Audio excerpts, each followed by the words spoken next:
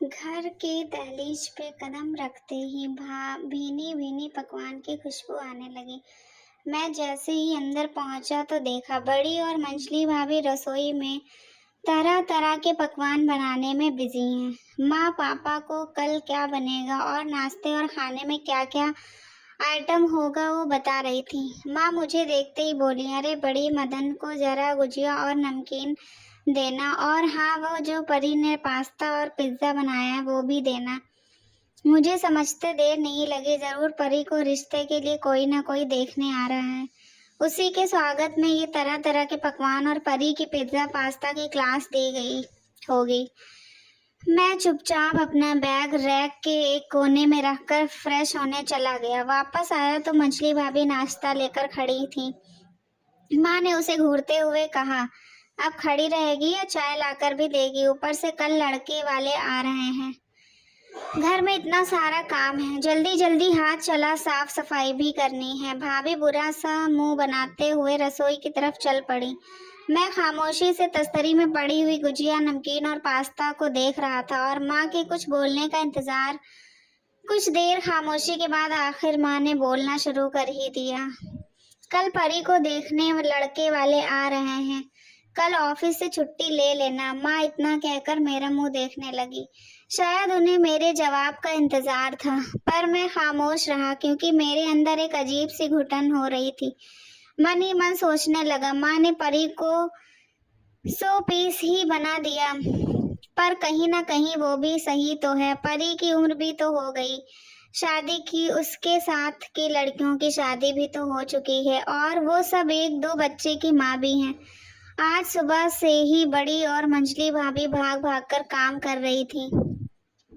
शाम में लड़के वाले जो आने थे, आज घर का कोना कोना चमक रहा था। बेसन और हल्दी का लेप लगाए पड़ी एक कोने में बैठी थी और उसके चेहरे की चमक गायब थी, जिसे देखकर मुझे बहुत दुख हुआ। मैं परी के पास जाकर बैठ गया। मदन भैया, परी धीरे से डरी हुई आवाज में बोली। तो मैंने उसके पीठ को थपथपाते हुए बस इतना बोला, सब ठीक होगा मेरी गुड़िया।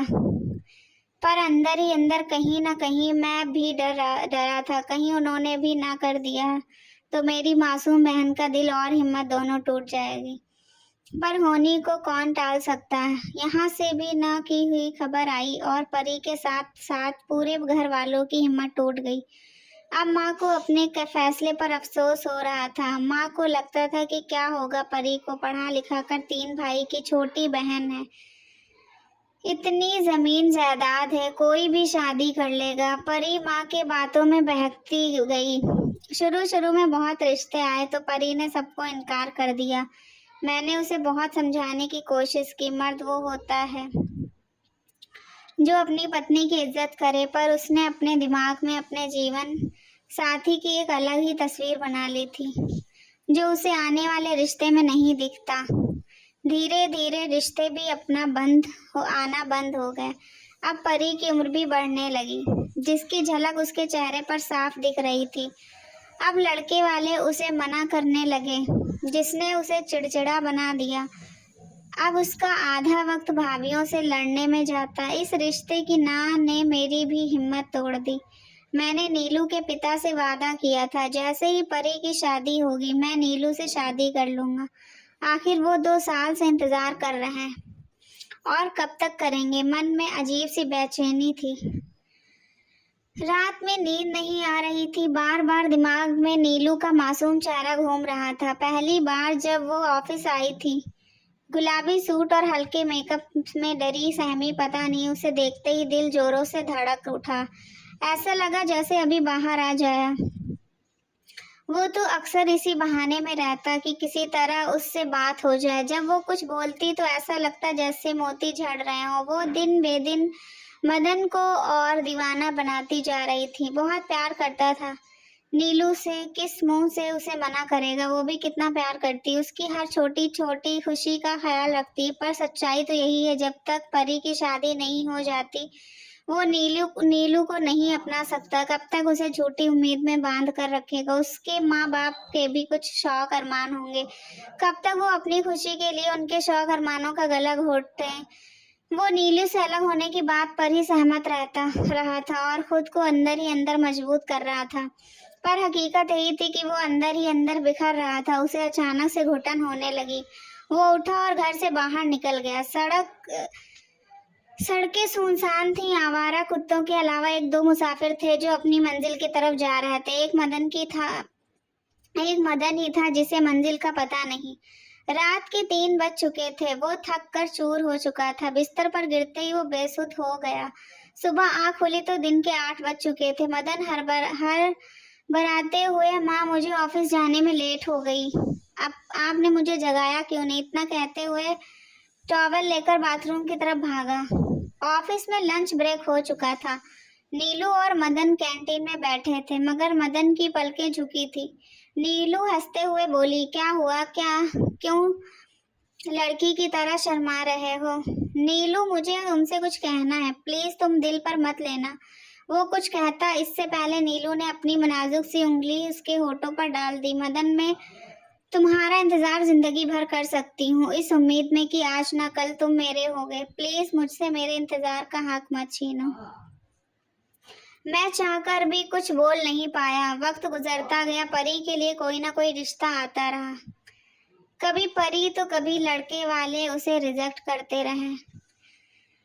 अब उसे इन सब बातों का कोई फर्क नहीं पड़ता। अब वो अपना सारा समय सिलाई बुनाई में लगाती। मेरी पोस्टिंग आगरा हो गई। माँ पापा ने थक हार कर मेरी शादी नीलू से कर दी।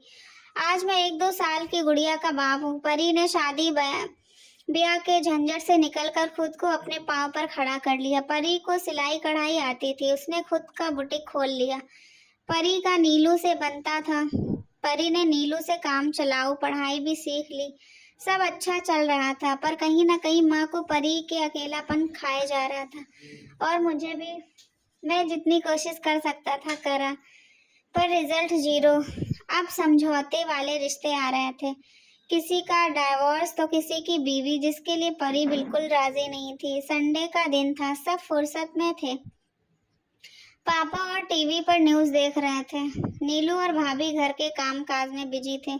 परी बच्चों के साथ खेल रही थी। मैं बैठा पढ़े हुए पेपर को दोबारा पढ़ रहा था। कहीं कुछ छूट तो नहीं गया। तभी बेल बजी। अरे मदन, जरा गेट तो खोलना। मैं भनाते हुए गेट की तरफ बढ़ा। कोई चैन से पेपर भी पढ़ने नहीं देता। मैंने जैसे ही गेट खोला, एक आदमी खड़ा था जिसकी उम्र कोई 36 या 37 साल हो गई। Clean save, white shirt, black pant, लंबा चौड़ा। उसके साथ एक 7 साल का मासूम बच्चा था जो बिल्कुल खामोश था। मैंने पूछा, बोलिए? तो वो धीरे से बोला कि क्या परी जी यहाँ ही रहती हैं? उनके पिता मुकेश जी से मिलना है। मैंने कहा, हाँ, अंदर आइए। पापा और मैं उनके सामने बैठ गया। वो कुछ देर खामोश बैठे रहे।